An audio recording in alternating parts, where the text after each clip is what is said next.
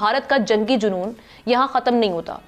भारत ने 3.5 ट्रिलियन रुपए से ज्यादा मालियत के हथियार खरीदे, जो इसे दुनिया का तीसरा सबसे बड़ा फौजी अखराजात करने वाला मुल्क बनाते हैं। ग्लोबल फायर पावर 2025 की लिस्ट जारी हो गई है और इसमें 145 देशों की सैन्य शक्तियों को रैंक किया गया है। भारत इस लिस्ट में चौथे नंबर पर है।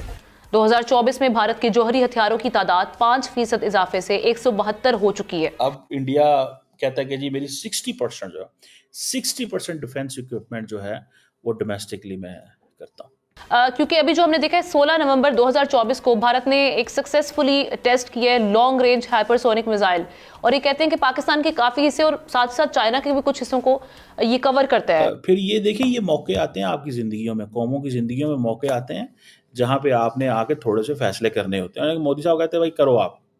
लेकिन असली मजा तो पाकिस्तान और बांग्लादेश की हालत देखकर आया। पाकिस्तान जो पिछले साल टॉप 10 में था, अब गिरकर 12वें नंबर पर आ गया है और बांग्लादेश तो 35वें नंबर पर धक्के खा रहा है। देखिए, अब ना ये जो अब हथियारों की दौड़ है खित्ते में, इसमें हिंदुस्तान तो वाकई बहुत आगे जा चुका है और सही बात कह रहे हैं ब्रिगेड साहब के। $85 बिलियन का उनका दिफा का बजट है। हम कई बरसों से $8 बिलियन पे खड़े हुए हैं। फॉर एग्जाम्पल ये आप हेलीकॉप्टर देख रहे हैं, this helicopter is known as light combat helicopter, जो कि इंडिया के अंदर ही इन्होंने ये indigenously designed and developed combat helicopter है। और ये कहा जाता है कि ये तकरीबन 5000 मीटर के एल्टीट्यूड पे चल सकता है। दोस्तों, भारत ने अपना जो डिफेंस प्रोक्योरमेंट का प्रोसेस है उसको बहुत तेज़ कर दिया, बड़ा स्पीड अप किया। और अगर आप देखें तो आप समझेंगे कि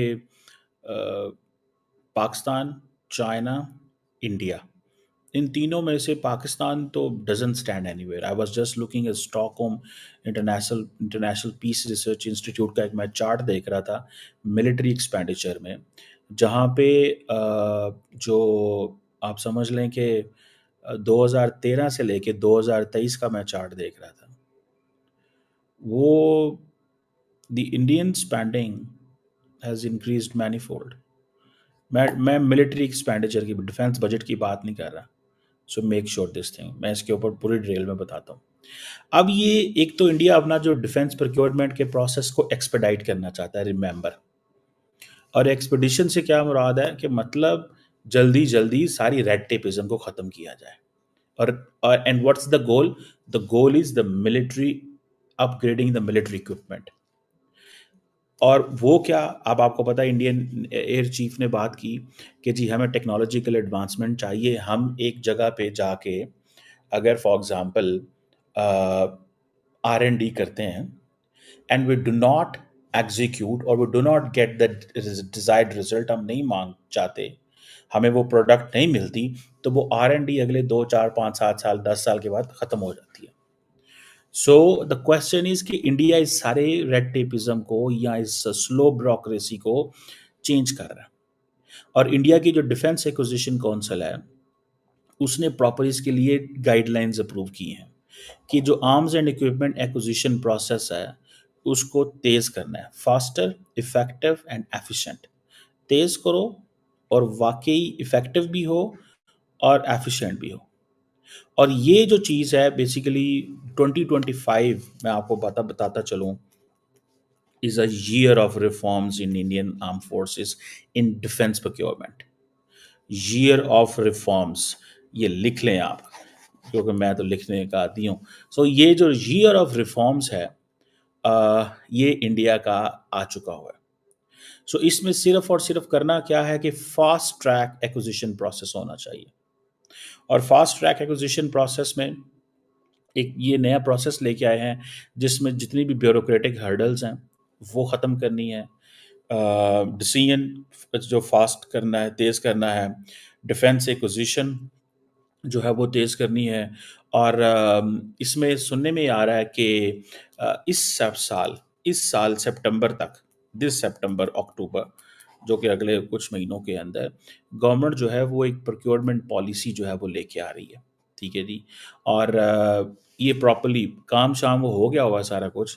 और उसमें क्या है कि इंडिया अपनी जो डिफेंस परचेजेस है उसको जिसे वो कहते हैं ना, वो जो मल्टी स्टेज प्रोसेस होता था, which use to span over years. ठीक है जी। इंडियंस कहते हैं कि sometimes it take decades, because India का प्रोसेस इतना पुठा था, जो पिछली हुकूमतों थी या ये पिछली अभी। देखिए, जैसे जैसे आपका डिफेंस या आपका जो थ्रेश होल्ड जो है वो डिफेंस का वो क्रॉस होता है, आपके लिए चैलेंजेस बढ़ते हैं, तो ये चीज़ें सामने आती हैं। अब इंडिया का जो डिफेंस परचेज जो है वो जिसे वो कहते, मिसाल के तौर पे राफेल लेना था। ठीक है जी। आपको पता है, it took India 13 years. India decided to take the Rafale back in 2007, back in 2007। और जो पहले 5 जहाज हैं वो पता कब आए थे? 2020 में। 2020 में। सो 2007 में फैसला किया, 2020 में राफेल आया इंडिया के पास। 2020 में राफेल आया भाई साहब। That's how they use to take a decision. ये राफेल, ये जो आप तस्वीर में देख रहे हैं, 13 साल में फैसला किया कि हाँ जी हाँ अब ले लें। उस वक्त आई थिंक मनमोहन सिंह साहब प्राइम मिनिस्टर होते थे। फिर 2007, फिर 2010, 12, 14, फिर मोदी साहब के भी 6-7 साल गुजर गए। फिर 2020 में पता चला, ओ भाई ये लेना है, तो फिर लिया उन्होंने। सो नाउ दे वांट कि ये जो स्टेजेस ऑफ एक्विजिशन होती हैं, ये डिफेंस का काम थोड़ा सा, क्योंकि ये बड़ी महंगी प्रोडक्ट होता है, तो महंगा प्रोडक्ट होने की वजह से फिर इंडिया के अंदर स्कैंडल भी माजी में बन चुके हुए हैं, आई रिमेंबर। तो ये चीज़ें फिर होती हैं। अब वो जिसे वो कहते हैं ना, टाइमलाइन को कम करना चाहते हैं।